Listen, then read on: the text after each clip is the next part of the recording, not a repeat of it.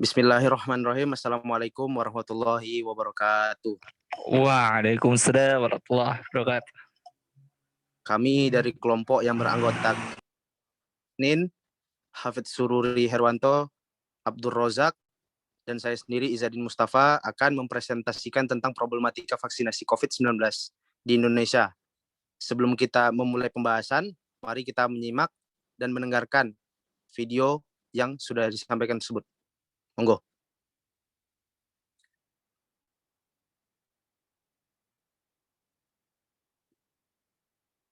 Di tengah dimulainya vaksin COVID-19 yang sedang disampaikan anggota Komisi DPR, Ripka Ciptaning menjadi perbincangan masyarakat di tengah dimulainya vaksin COVID-19 yang sedang berjalan. Padahal penolakan vaksinasi ini bisa diancam pidana penjara paling lama 1 tahun dan denda 100 juta rupiah. Meski vaksinasi COVID-19 telah dimulai, gelombang penolakan vaksinasi terus berlanjut di tengah masyarakat. Berbagai pendapat muncul soal keamanan maupun efikasi vaksin yang didatangkan pemerintah dari sebuah perusahaan asal Tiongkok, Sinovac tersebut. Kelompok yang menolak vaksin setidaknya mendapatkan dukungan setelah politisi Partai Demokrasi Indonesia Perjuangan PDIP Ripka Ciptaning mengeluarkan pernyataan kontroversial di tengah rapat Komisi 9 DPR yang dihadiri Menteri Kesehatan Budi Gunadi Sadikin, Kepala BPOM dan beberapa pejabat lain pada Selasa kemarin. Dalam forum itu, Ripka tegas menolak untuk divaksin COVID-19. Dia mengaku memilih membayar denda ketimbang disuntik vaksin Sinovac itu. Saya tetap tidak mau divaksin, maupun sampai yang 63 tahun bisa divaksin. Saya udah 63 nih. Mau semua usia boleh, tetap. Misalnya pun hidup di DKI, semua anak cucu saya dapat sanksi 5 juta, mending gue bayar. Gue jual mobil kek. Bagaimana orang Bio Farma juga masih bilang belum uji klinis ketiga dan lain-lain. Ini pengalaman saya nih, Saudara Menteri. Ini saya ngomong lagi nih di rapat ini ya. Vaksin polio untuk anti polio malah lumpuh layu di Sukabumi. Terus anti kaki gajah di Majalaya mati 12. Karena di India ditolak, di Afrika ditolak, masuk di Indonesia dengan 1,3 triliun waktu saya ketua komisi. Saya ingat betul itu, jangan main-main vaksin ini. Jangan main-main. Saya pertama yang bilang, saya menolak vaksin. Kalau dipaksa, HAM, pelanggaran HAM. Pemerintah menegaskan setiap orang yang mendapatkan notifikasi untuk menjalani vaksinasi COVID-19 harus patuh dan mengikutinya. Sebab pandemi COVID-19 baru dapat dikendalikan jika 70% penduduk Indonesia menjalani vaksinasi. Wakil Menteri Hukum dan HAM Edward O.S. Herage menegaskan, mengacu pada Undang-Undang tentang Kekarantinaan Kesehatan, setiap orang yang tidak mematuhi penyelenggaraan kekarantina kesehatan atau menghalangi penyelenggaraan kekarantinaan kesehatan bisa dipidana penjara paling lama 1 tahun atau denda 100 juta rupiah. Jadi ketika kita menyatakan bahwa vaksin ini adalah suatu kewajiban, maka secara mutatis mutandis jika ada warga negara yang tidak mau divaksin, maka bisa dikenakan sanksi. Bisa berupa denda, bisa berupa penjara, bisa juga kedua-duanya. Jadi bahasa yang amat sangat luas di sini itu kita sebut dengan istilah pasal karet. Jadi tindakan apa yang tidak sesuai dengan karantina kesehatan? Termasuk di dalamnya pula adalah orang yang menolak untuk dilakukan vaksin terhadap dirinya. Jadi bahasanya ini sangat luas. Pemerintah kini terus berupaya agar proses vaksinasi yang dijadwalkan akan berlangsung dalam beberapa tahapan dapat berjalan sesuai rencana. Pemerintah akan mengambil langkah-langkah terkait untuk menghadapi upaya penolakan terhadap program vaksinasi COVID-19 ini. Tim Liputan, Berita 1, Jakarta.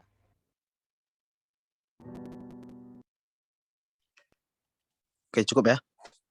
Baik, terima kasih sih kepada Sururi yang telah memutarkan videonya. Baik, kita akan membahas latar belakang masalahnya dulu. Jadi di sini saya akan membahas tentang latar belakang masalah. Dimulai dari program vaksinasi COVID-19 yang telah dimulai di Indonesia sejak pertengahan Januari lalu, yaitu kalau tidak salah pertanggal 14 sampai 15 Januari lah ya. Jadi meski demikian banyak kelompok yang menolak berpartisipasi dalam program ini sehingga menambah daftar panjang tantangan bagi program vaksin pemerintah yang diprediksi baru akan selesai 10 sampai 12 tahun ke depan. Penolakan terhadap vaksin COVID-19 sebetulnya menunjukkan masih kuatnya fenomena anti vaksin di Indonesia dan juga di dunia secara umum. Faktor yang melatar belakangi biasanya berbeda-beda di setiap negara karena berkaitan dengan kondisi sosial budaya setempat seperti agama dan kepentingan politik. Agama menjadi salah satu alasan penolakan vaksin di Indonesia yang berpenduduk mayoritas Muslim. Salah satu alasan penolakan terhadap vaksin di Indonesia adalah kekhawatiran terhadap kehalalan dari kandungan vaksin tersebut. Meski demikian, masalah struktural juga mendorong kemunculan gerakan anti vaksin ini. Kurangnya kepercayaan masyarakat terhadap tata kelola global dalam pengembangan dan distribusi vaksin turut mendorong penolakan terhadap vaksin, termasuk vaksin COVID-19. Oleh karena itu, masyarakat merasa bingung, ragu, dan panik terkait apa yang akan terjadi jika penyebaran vaksin dilakukan. Hal ini dikarenakan kurangnya sosialisasi instansi kesehatan dari pemerintah. Ditambah lagi dengan banyaknya informasi negatif di media sosial mengenai vaksin COVID-19 ini.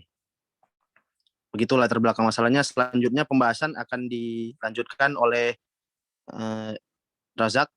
Waktu dan tepat dipersilakan. Oke, baik. Terima kasih Saudara Izadin yang telah memberikan waktunya. Oke teman-teman, tadi kan kita udah nonton tuh video nih. Video tadi itu berisi tentang penolakan keras seorang anggota Dewan DPR yang bernama Ripka Ciptaning. Jadi beliau tuh menolak dengan keras tentang vaksin. Terjadi setelah beberapa saat Presiden Jokowi menerima vaksin pertamanya. Nah, maka timbul sebuah pertanyaan nih, melihat distribusi vaksin yang bisa dibilang itu bisa menjadi bentuk bisnis baru yang akan menguntungkan perusahaan saja. Terus ada faktor lain yang menimbulkan kontroversi atau penolakan vaksin di beberapa daerah, yaitu munculnya keraguan-raguan terhadap vaksin tersebut. Bisa dibilang masyarakat Indonesia itu masih awam pengetahuannya tentang vaksin dan belum tahu kandungan apa saja yang terkandung di dalamnya. Maka banyak rakyat-rakyat yang menolak untuk divaksin. Seperti yang dikemukakan oleh Ripka tadi, bahwa beliau itu menolak untuk divaksin dan rela untuk membayar denda. Jadi, keraguan-raguan terhadap vaksin itu merujuk pada lamanya penerimaan atau penolakan seseorang. Sementara gerakan vaksin atau kampanye aktif untuk mendukung vaksin ini menolak penggunaan atau vaksin itu sendiri. Jadi kurangnya kepercayaan terhadap industri farmasi yang berakibat jatuhnya reputasi sebuah farmasi yang menggebu-gebukan anggota acara untuk kampanye vaksin tersebut. Jadi berisiko untuk semakin menurunnya kepercayaan masyarakat terhadap tata kelola distribusi vaksin yang dilakukan oleh instansi kesehatan di Indonesia. Jadi kurang lebih seperti itu, teman-teman. Oke, baik. Terima kasih kepada Saudara Abdul Razak atas penyampaiannya. Selanjutnya akan dilanjutkan kepada Muhammad Husnin terkait landasan teori dan solusinya. Dipersilakan kepada Saudara Muhammad Husnin. Oke, tes. Dengar suara anak ya, jelas ya? Baik, jelas. Oke, alhamdulillah tadi sangat bagus sekali ya. Kita sudah melihat tayangan yang menentangkan bahwa problematika vaksinasi di Indonesia itu sangat membuat kita itu terbuka bahwa belum tentu sesuatu hal yang baru itu pasti memberikan manfaat atau faedah pada kita. Malah memberikan problem, salah satunya vaksin di Indonesia. Nah, oke, karena saya mendapatkan masih terdengar jelas ya, soalnya ini agak sinyal susah. Oke, siap. Ini landasan teori yang sempat kami pakai yaitu teori public relation ya. Ada 4. Yang pertama itu expert pre-cyber communication. Yang kedua problem solving process facilitator. Yang kedua communicator facilitator. Yang terakhir itu ada namanya technical communicator. Nah, ini expert pre-cyber communicator itu mengatakan bahwa PR memiliki peran menjadi ahli dan penasihat bagi pemimpin organisasi dan perusahaan. Peran sebagai penasihat meliputi memberikan masukan dan pertimbangan terkait pembuatan keputusan di situ ya. Nah, yang kedua, teori problem solving process facilitator mengatakan bahwa PR, public relation, berperan sebagai fasilitator ketika perusahaan atau organisasi menyelesaikan suatu masalah PR, dapat menjadi leader dan menangani krisis yang terjadi. Nah, itu kata teori problem solving process facilitator.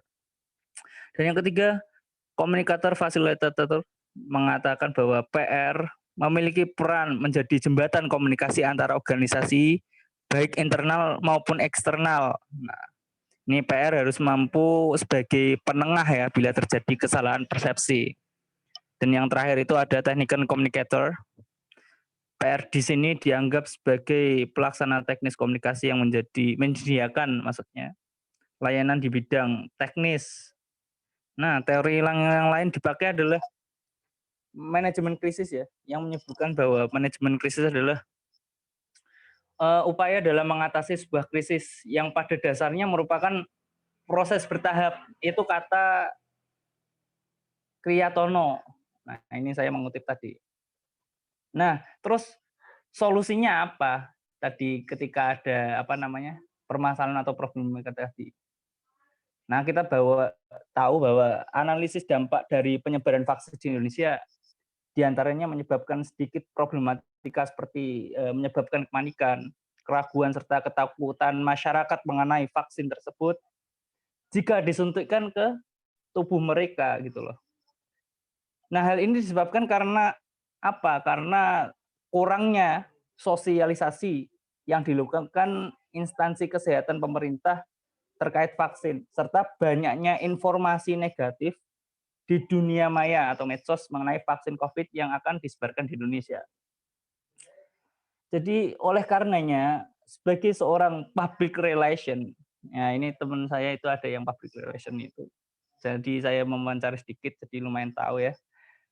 Jadi ketika jadi seorang public relation harus mengetahui krisis yang sedang terjadi dulu di masyarakat. Seperti halnya terkait penyebaran vaksinasi di Indonesia. Seorang PR harus mengetahui cara mengembalikan reputasi instansi kesehatan di mata masyarakat itu dengan cara menerapkan teori-teori yang sudah saya jelaskan di atas tadi. Nah, fenomena public panic buying atau bahasa kerennya itu ya, bahasa Jawanya itu panik ya. Hingga sentimen negatif masyarakat terhadap beragam informasi pada awal-awal munculnya corona di Indonesia menjadi gambaran tentang pentingnya sebuah manajemen komunikasi public relation. Dalam kasus ini kita tahu bahwa kekacauan publik itu terjadi akibat komunikasi yang keliru ya, tidak konsisten atau kurang dihadapkan pada arah yang taktis atas informasi yang dikeluarkan oleh institusi saat terjadinya krisis gitu.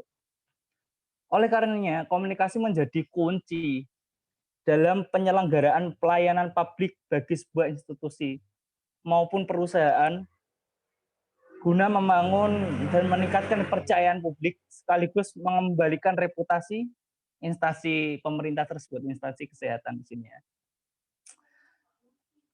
Selain itu, yang harus dilakukan public relation itu apa selain komunikasi yang bagus itu untuk mengembalikan reputasi yang baik terhadap suatu instansi. Yang harus dilakukan public relation ya tadi sudah dijelaskan, yaitu sesuai dengan teori. Yang pertama, expert pre-cyber communication. Nah, dalam hal ini public relation berperan sebagai penasihat bagi pimpinan perusahaan ya, berupa masukan atau pertimbangan dalam membuat keputusan, seperti memberi himbauan agar informasi tidak ada yang ditutup-tutupi.